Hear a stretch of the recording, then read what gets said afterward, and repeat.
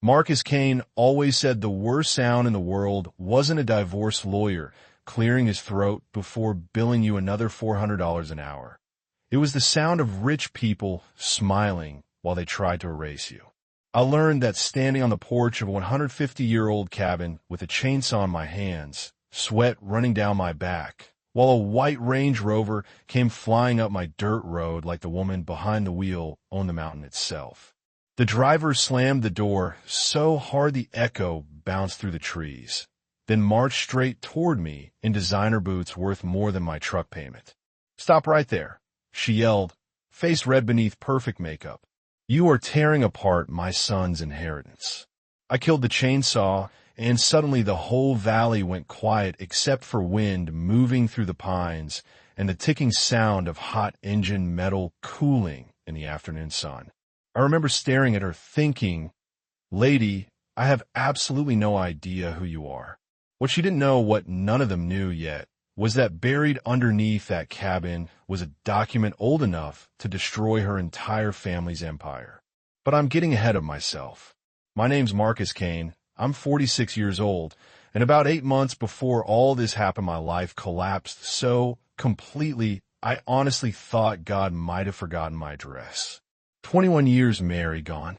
My ex-wife Linda packed half the house in a plastic bins, took the dog that liked me better than her, and moved to Arizona with a guy who sold luxury patio furniture and used words like energy alignment unironically. I sold the house just to survive the divorce, spent months sleeping in a tiny apartment above a tire shop where the walls rattled every time somebody used the air compressor downstairs. Funny thing about losing everything, though, eventually you stop being scared of it.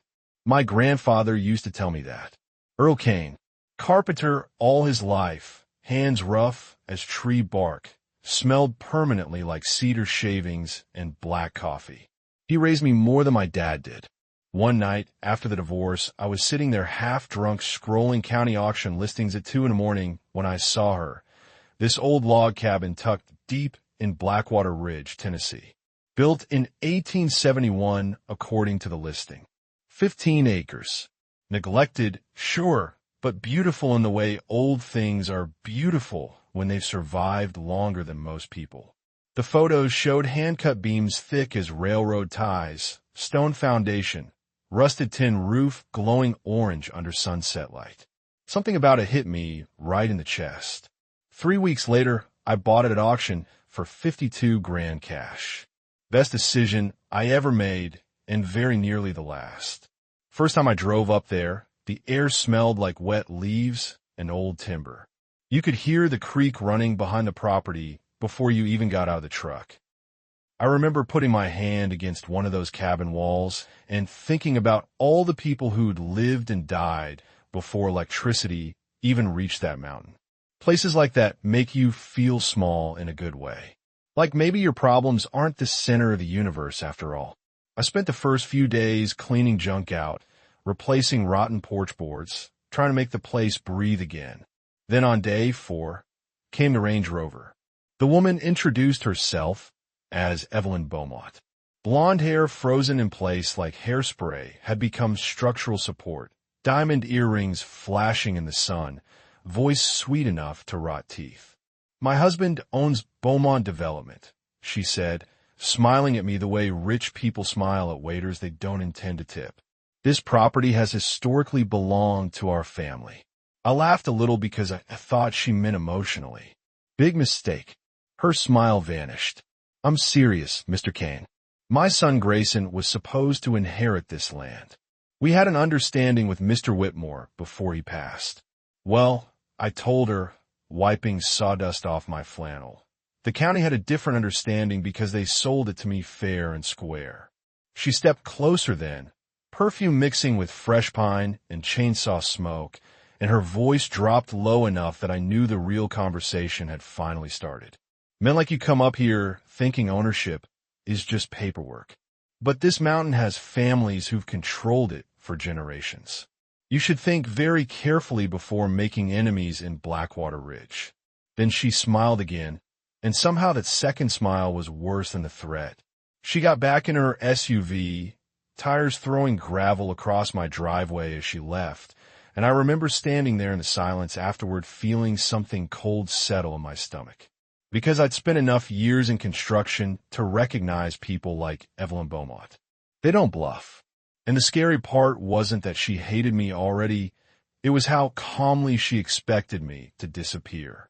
The first real sign that Evelyn Beaumont wasn't just another rich woman throwing a tantrum came 3 days later when my renovation permits mysteriously vanished from the county system. I drove all the way into town thinking it had to be some clerical mistake, but the woman behind the counter wouldn't even look me in the eye. She kept shuffling papers around like they might save her. "Computer issue," she mumbled. "You'll need to resubmit everything." She slid a stack of forms toward me, thick enough to stop a bullet. I just stood there staring at her, because 2 days earlier those permits had already been approved. Signed. Stamped. Done. You're telling me the county lost legally filed documents in 48 hours? She swallowed hard. "I'm just following instructions." That word hit me immediately. Instructions. Not policy, instructions. Outside the courthouse, I sat in my truck for maybe 10 minutes watching people walk down Main Street, carrying groceries and coffee cups like life was normal. Meanwhile, my entire project had suddenly been frozen because some blonde HOA queen decided I didn't belong on her mountain. And things escalated fast after that. 2 inspectors showed up the following week. Then a fire marshal. Then environmental compliance. One guy from the county even cited me because my temporary lumber stack was apparently visually disruptive to neighboring properties. Neighboring properties. Nearest house was almost a mile away. I started laughing while the guy handed me the violation notice, because honestly, if I didn't laugh, I probably would have thrown him down the hill. Every night, I'd sit on the porch listening to crickets and wondering how a simple cabin restoration had somehow turned into psychological warfare. But the thing about guys like me, we notice patterns. Construction teaches you that. You learn where pressure points are, where cracks form, who's really pulling the strings. And every single road led back to the Beaumont family. Their name was everywhere in Blackwater Ridge. Beaumont Construction, Beaumont Realty, Beaumont Land Holdings. Hell, even a youth baseball field had their name on the scoreboard like they owned childhood itself. Then came the town council meeting. That was the night I realized Evelyn wasn't trying to scare me away anymore. She was trying to publicly destroy me. The community center smelled like burned coffee and old carpet, folding chairs lined up beneath fluorescent lights that buzzed overhead like angry insects. I slipped into the back row, wearing jeans and a work jacket, while Evelyn stood near the projector, smiling at everybody like a politician kissing babies. "We have concerns," she announced, clicking to the first slide. Up popped a photo of my cabin taken from an angle that made it look abandoned and dangerous. Unauthorized renovations, improper waste disposal, declining property standards. She said property standards away pre-say sin. Then she clicked again, and suddenly there were pictures of my burn pile, my truck, even close-ups of tools sitting on my porch. The room started murmuring. Some people nodded along. Others looked uncomfortable. Then Evelyn dropped the real bomb. The Beaumont Foundation is prepared to fund legal action to preserve community integrity before this situation lowers property values for everyone. There was the real fear. Not safety, not permits, money. Rich people can tolerate almost anything except the idea that someone poorer than them might exist nearby without apologizing for it. I should have stayed quiet that night. Probably would have been smarter. But there's something about humiliation that flips a switch inside a man. I stood up slowly, and every head in the room turned toward me. Funny thing about property values, I said, voice calm enough that it scared even me. They usually go down when communities start acting like organized crime families. Dead silence. Evelyn's smile tightened so hard it looked painful. "Mr. Kane," she said sweetly, "this is a private meeting. Held in a public building funded by county taxes." Another voice answered before I could. Everybody turned toward the doorway. That's when Eleanor Pike walked in. 72 years old, silver hair cut short, eyes sharp enough to skin a deer at 20 yards. Eleanor had been a civil rights attorney in Nashville before retiring to Blackwater Ridge, and people around town talked about her the way soldiers talk about old generals. Quietly, respectfully, slightly afraid. She walked right past Evelyn without even acknowledging her and set a thick folder on the front table. "I spent the afternoon reviewing county zoning records," she said. "Turns out Mr. Kane's property predates every HOA ordinance in this valley by nearly 90 years. Murmurs exploded across the room. Evelyn blinked once. Twice. "That can't possibly be accurate." Eleanor adjusted her glasses. "Oh, it's accurate. Which means your association has absolutely no legal authority over his land whatsoever. You ever watch somebody lose control while trying desperately not to show it?" That was Evelyn Beaumont in that moment. Her whole face tightened around the eyes. The polished charm cracked just enough for something uglier underneath to peek through. "With respect," she said carefully, "our family has maintained standards in this valley for generations." Eleanor smiled then, tiny little shark smile. Funny word, standards. Historically speaking, people usually use it right before doing something deeply unethical. I swear half the room stopped breathing. Evelyn gathered her papers so fast one of them slid off the table. She didn't even pick it up, just walked straight out while the crowd buzzed behind her like a disturbed hornet nest. As people started leaving, an older man named Walter Griggs stopped beside me. "Vietnam Veteran, ran the hardware store in town for 40 years. "You poked the bear tonight, son," he muttered quietly. "Yeah," I said, watching the doors Evelyn disappeared through. "Pretty sure the bear poked me first." Walter nodded once. "Just remember, families like the Beaumonts don't care about winning arguments. They care about making examples." That line stayed with me the whole drive home. The mountain roads were dark, moonlight cutting through trees while fog rolled low across the hills. And for the first time since buying the cabin, I started wondering if I'd underestimated what I'd stepped into. Because Evelyn Beaumont wasn't protecting property values. She wasn't protecting history either. No, she was protecting something else. Something buried way deeper than permits and HOA rules. I just didn't know yet that the answer was literally hidden beneath my feet. 3 days after that town meeting, somebody cut my water line. Not accidentally either. I found the pipe half buried near the lower trail behind the cabin, sliced clean through with a rotary cutter like whoever did it wanted me to know it was personal. I stood there in cold mountain mud, holding the ruined section of pipe, while water sprayed across my boots, and honestly, I laughed. Just stood there laughing like a crazy person because somewhere along the line, the whole situation had crossed over from harassment into full-blown obsession. And once people get obsessed, they get sloppy. That ended up being Evelyn Beaumont's biggest mistake. A week later, I was down in the cabin basement, replacing rotten support beams. The place smelled like damp stone and sawdust. Rain tapping softly against the old windows while thunder rolled somewhere far off through the mountains. I remember being irritated because one floor joist refused to sit level, no matter how much I adjusted it. Finally, I jammed a pry bar beneath the foundation stones and leaned into it harder than I should have. One of the rocks shifted. Behind it, hollow space. At first I thought maybe moonshine stash.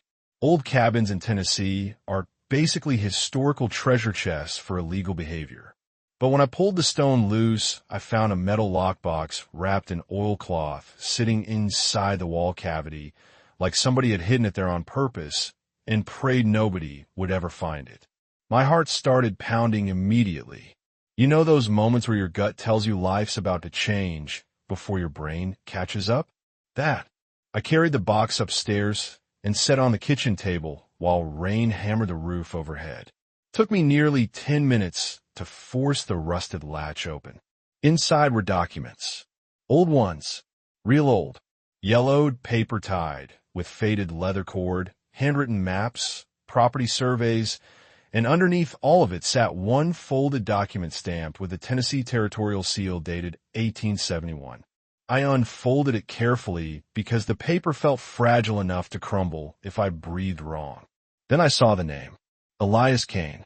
My great-great-grandfather. The cabin suddenly felt smaller around me. The storm outside disappeared. Hell, I forgot to breathe for a second. According to that land grant, the property didn't stop at 15 acres. Not even close. My family originally owned nearly 400 acres of Blackwater Ridge before the Civil War tore everything apart.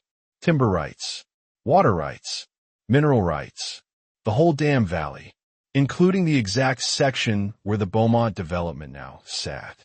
I must have reread those pages 20 times that night. Every map matched modern landmarks. Every signature carried state authentication marks. And buried inside one handwritten letter from Elias Kane was a sentence that made the hairs on my neck stand up. If these claims are ever challenged, know this land was never surrendered willingly. I leaned back in my chair around midnight, staring at the rain sliding down the windows while one horrifying realization settled into place. Evelyn Beaumont already knew. That's why she panicked the moment I bought the cabin. That's why the permits vanished. Why the inspectors kept showing up. Why they wanted me gone before I started digging around. Her family hadn't protected Blackwater Ridge for generations. They'd been covering up stolen land. Next morning, I drove straight to Eleanor Pike's house, carrying the lockbox wrapped in a blanket like it contained dynamite. By noon, her dining room looked like a war room. Historical maps spread everywhere, legal pads covered in notes, county records stacked shoulder high. Eleanor kept muttering under her breath while comparing survey lines. Finally, she looked up at me over the top of her glasses. Marcus, she said quietly, if these documents authenticate properly, the Beaumont family has a catastrophic problem. Turns out catastrophic was an understatement. Within 48 hours, Eleanor contacted a state historical archivist who confirmed the documents were authentic territorial records.